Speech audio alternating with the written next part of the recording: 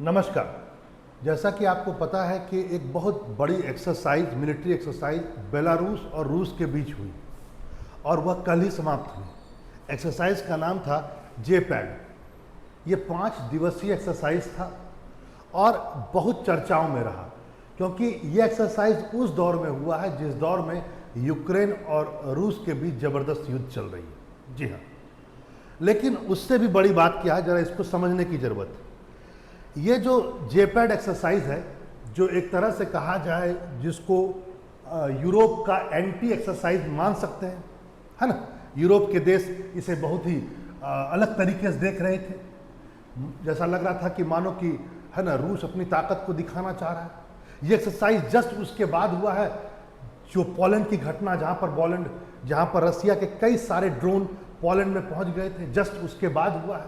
तो कई सारी संदेह को लेकर के एक्सरसाइज हुआ, और यदि उस एक्सरसाइज में आपको पता चले कि भारत भी है और भारतीय सैनिक भी गए थे, तो अपने आप में बहुत बड़ी बात है। ठीक, ये शायद आप जानते भी होंगे, लेकिन मैं आपको फिर ही बता दूं कि इस एक्सरसाइज में, JPAD एक्सरसाइज में, भारत के कुमायूं रेजिमेंट के 65 लोग भी शामिल हुए थे। और एक तरह से भारत ने अमेरिका को और नाटो को और यूरोपीय देशों को भी बता दिया कि भारत आज के तारीख में किसके साथ खड़ा है। ठीक है, तो इसको भी ये बात समझना होगा। वैसे हर जहां पर भी आप देखेंगे कि ये न्यूज़ बना हुआ है, सुर्खियां बना हुआ है कि अमेरिका के साथ व्यापार युद्ध में बेलारूस और इसके साथ भारत भी शामिल हो गया। न भारत टाइम्स ने कहा कि अमेरिका की धमकी का डर नहीं है ना, भारत युद्ध अभ्यास में शामिल हो गया, है ना। टाइम्स ऑफ इंडिया कह रहा है कि US Europe in panic mode as India join JPAD। ये सभी चीज़ चल रहा था, ये 16 का है।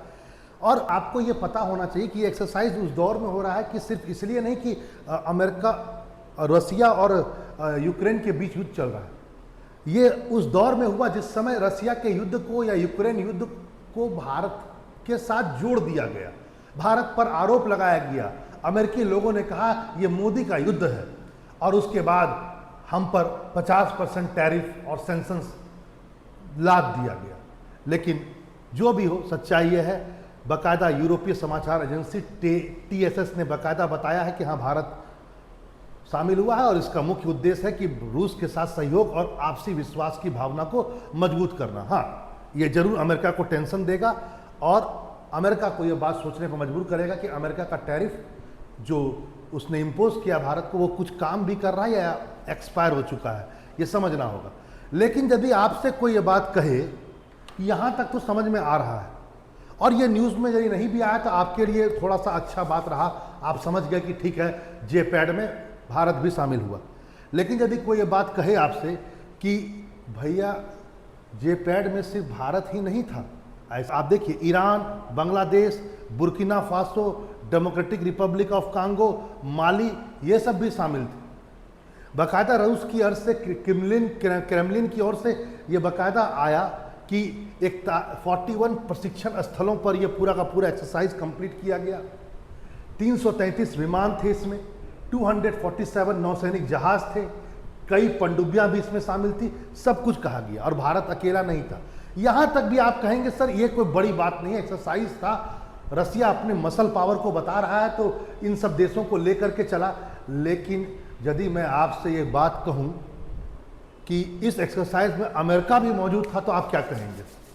जी हाँ, पोलैंड की घटना के बाद, पोलैंड में जिस ढंग से ड्रोन हो गया, जिसको रसिया ने कहा गलती से चला गया, 19 ड्रोन, और उस घटना के बाद अमेरिकी सैन्य अधिकारियों का एक तरह से ऑब्जर्वेटर या पर्यवेक्षक के रूप में इस युद्धाभ्यास के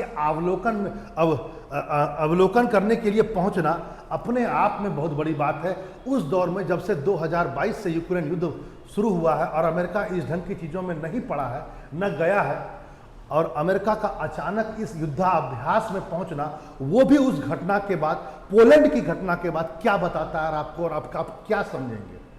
क्या यह यूक्रेन के साथ अमेरिका की बेवफाई है, या बेलारूस और रूस के साथ की जा रही दोस्ती यारी है? क्या कहिएगा आप? यानी अमेरिका, माना जा रहा है अमेरिका के 2 अधिकारी इस युद्धाभ्यास में मौजूद थे, अपने आप में बहुत बड़ी बात। भारत कई न्यूज़पेपर ने कवर किया इसको, सबने बोला भारत आंख दिखाया अमेरिका को, भारत नहीं डरा। अरे भारत भारत क्यों जा रहे हो जब अमेरिका खुद हमाम में सब नंगे हैं, तुम खुद वहां पहुंचे हुए हो। अच्छा, इसमें अमेरिकी अधिकारियों ने उपस्थिति पर क्या कहा, अजीब सा डायलॉग मारिए, सुनिए। इन्होंने कहा कि अभी हाल ही में बेलारूस के साथ मेरा द्विपक्षीय ट्रेड वार्ता पर समझौता हो गया है, इसलिए एक दोस्ती दिखाने के लिए हम वहां प्रेजेंट हुए। अरे भैया, बेलारूस वह स्थल है, वह प्लेग्राउंड है जहां से रसिया ऑपरेट कर रहा है आज के तारीख में यूक्रेन वॉर को। और रसिया खुद ही एक कल्प जो सबसे बड़ा किरदार है यूक्रेन युद्ध में, वह उसमें शामिल है, सबसे बड़ा मेजर पार्टनर इस एक्सरसाइज में। और दूसरा बेलारूस जो उसको जमीन दिया हुआ है, उन दोनों एक्सरसाइज में ये महोत्सव अमेरिका पहुंचता है और आकर कहता है हम दोस्ती दिखाने के लिए वहां पहुंचे हैं बेलारूस के साथ, क्योंकि हमने ट्रेड डील कर दिया। तो आप तो साफ बता रहे हैं यही बात ना कि आपके लिए ना यूक्रेन इंपॉर्टेंट है, ना आपके लिए नाटो इंपॉर्टेंट है, ना आपके लिए आज के तारीख में वेनेजुएला इंपॉर्टेंट है। आप सिर्फ और सिर्फ, चाहे वो वेनेजुएला पर किया गया कल का अटैक हो या यूक्रेन के साथ या बेलारूस के साथ किया जा रहा व्यवहार, आप सिर्फ पैसा जानते हैं और कुछ नहीं। जहां आपको फायदा दिखता है आप कर देते हैं। हंसी की बात जरा सुनिए, ये दो अमेरिकी अधिकारी वहां मौजूद थे और उसी समय पूरा का पूरा यूरोप अपने पावर को दिखाने के लिए और अपने तटस्थता को बताने के लिए इसी के साथ यानी जेपेक के साथ कुछ एक्सरसाइज अपने कर रहा था, यानी रसिया को जवाब दे रहा था। साइमल्टेनियसली जेपेक 2025 ज्वाइंट एक्सरसाइज हो रहा था 11 कंट्रीज का, बाल्टिक सी में, यूरोप के 11 देशों का बाल्टिक सी में एक्सरसाइज हो रहा था उसी समय, जिसका नाम दिया गया टेरासिस, TARASSIS, जिसमें 11 कंट्रीज थी। पोलैंड ने अपना एक्सरसाइज चालू कर दिया, आयरन डिफेंडर, जिसमें माना जाता है 30,000 से ज्यादा पॉलिस यानी कि पोलैंड के सैनिक इन्वॉल्व थे। उसी समय लिथुआनिया ने भी अपना एक्सरसाइज चालू कर दिया, परकुनो ग्रियोसिमा, ऐसे गड़गड़ाहट होता है इसका मतलब, 2025। और देखिए उसी के समय और है, लाटविया ने भी नेमजेस 2025 एक्सरसाइज अपने 12,000 सैनिकों के साथ शुरू किया। यानी रूस पर और बेलारूस की एक्सरसाइज के जवाब में इन लोगों ने पूरा प्रयास किया अपने अपने क्षेत्र में। कुछ लोगों ने 11 कंट्रीज ने मिलकर के एक्सरसाइज किया, दिखाने के लिए अपनी सॉलिडिटी को कि हम एक हैं, हम तुमसे नहीं डर रहे हैं। और उसी समय अमेरिका यदि वहाँ पहुँचता है तो आप अब क्या कहेंगे, जरा इस अमेरिका की उपस्थिति यहाँ पर क्या क्या चीज़ को और बता रही, जरा समझा जाए। पेंटागन ने क्या क्या कहा, जरा समझिए।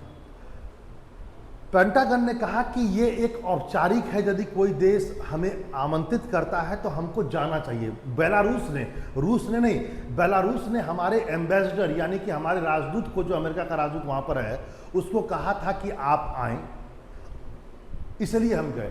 तो यहीं पर तो प्रश्न उठता है, आप स्वीकार कैसे कर लिए? आप मना भी तो कर सकते थे आपने, लेकिन स्वीकार किया, पोलैंड की घटना के बाद किया।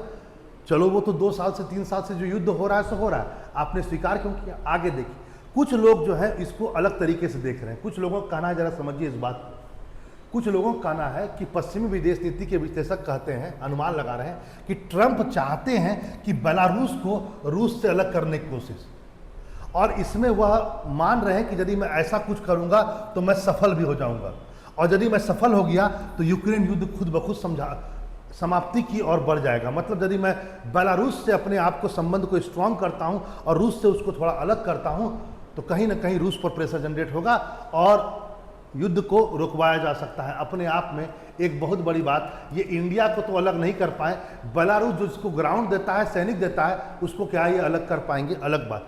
दूसरा पॉइंट जरा देखिए, ट्रंप का कुछ और भी है। ट्रंप, इससे पहले जरा सुन लो, ट्रंप ने ये संबंध बढ़ाने के लिए ऐसा किया कि क्या किया, लेकिन इस बात को भी समझना होगा आज कि जो ड्रोन ने घुसपैठ किया था पोलैंड में, जिसके बाद ये जेपेक हुआ, इस पर ट्रंप का क्या जवाब आया? ट्रंप ने कहा कि यह गलती से हुआ होगा। यानी ट्रंप पहले से तैयार थे बात बोलने के लिए, और अब सोच में नाटो पड़ता जा रहा है कि ट्रंप पर कैसे विश्वास किया जाए। पूरी की पूरी नाटो आर्टिकल 4 एक्टिवेट कर देता है कि बातचीत कीजिए आकर के सब आदमी मिलकर के, बहुत बड़ा इशू है। और वहाँ पर ट्रंप कहते हैं ये गलती से हो गया, फिर कहते हैं कि बेलारूस ने बुलाया तो हम क्यों नहीं जाए, ये एक शिष्टाचार है। और फिर ये भी कहते हैं कि मैं देखो ये सब इसलिए कर रहा हूँ कि यूक्रेन युद्ध ही रुकवाना है, एक मित्र को दूसरे मित्र से अलग करने के लिए। कैसे इतना कॉम्प्लिकेटेड हो जा रहा है कि अपने आप में बहुत बड़ी बात हो जा रही है। यहाँ पर एक बात ये भी जान लें, वो यह है कि आपको ये भी पता होना चाहिए कि हाल ही में बेलारूस अमेरिका ने बेलारूस के राष्ट्रीय एयरलाइंस बेलाविया पर लगे प्रतिबंध को भी हटाया था। यानी संबंध बेलारूस से अच्छा करने की कोशिश की जा रही थी, तो इनके जो राष्ट्रीय एयरलाइंस है बेलाविया, उस पर प्रतिबंध हटाया गया। तो आप कहेंगे अच्छी बात है, रसिया से दूर और अपने करीब करने की कोशिश की जा रही है। सर ऐसा कुछ नहीं था। सच्चाई इसमें यह है कि इससे हटाने से, प्रतिबंध हटाने से एक फ़ायदा मिलेगा बोइंग कंपनी को, कि बोइंग अब अपना ज़्यादा विमान बेलारूस को बेच सकेगा, या बेलारूस बोइंग से ज़्यादा विमान खरीदेगा। इन दोनों के बीच में अंदर ही अंदर डील हो गई और इन्होंने इस एयरलाइंस से प्रतिबंध को हटाया, उधर बोइंग कंपनी को ऑर्डर भी मिल गया। तो अपने आप में बहुत सारी बातें हैं कि आखिर अमेरिका पर विश्वास कैसे किया जाए। भारत के साथ ही नहीं, कई देश ऐसे हैं जो आज अमेरिका की तरफ, अमेरिका किसकी तरफ है ये सोच में पड़ जाते हैं, और इसलिए ये चीज़ें बहुत ज़्यादा कॉम्प्लिकेटेड हो जा रही हैं। चलिए फिर मिलते हैं ऐसा ही एक इन्फॉर्मेटिव वीडियो के साथ। नमस्कार।